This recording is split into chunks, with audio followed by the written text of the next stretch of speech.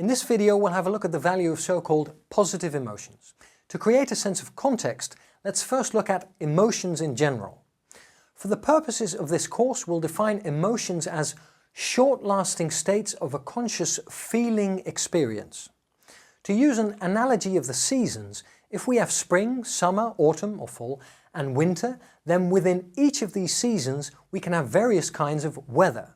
We can have sun, rain, wind, snow, etc. The same applies to moods and emotions. If we think of moods, or long-lasting states of a conscious feeling experience, as seasons, then within these moods we can have fluctuating weather patterns which correspond with emotions. So if we're in a sad mood for a few days because our favourite sports team lost an important game, then we can still laugh at a joke and experience a short-lasting emotion of joy before returning to our long-lasting mood of sadness.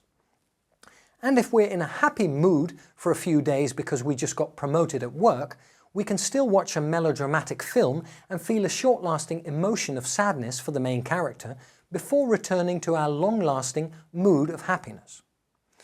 Historically, mainstream Western psychology is focused mainly on negative emotions and moods experienced or expressed in a dysfunctional or destructive way.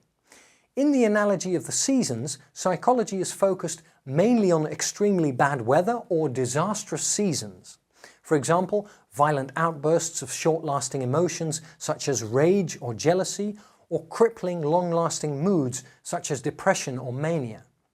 To its credit, positive psychology strives to draw attention to the value of positive emotions.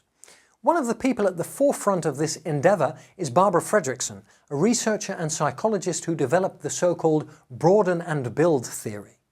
According to Barbara Fredrickson, if we experience positive emotions such as joy, interest, contentment and love, which Fredrickson categorizes as emotions, we can build physical, mental, emotional and social resources which we can then draw upon in times of adversity.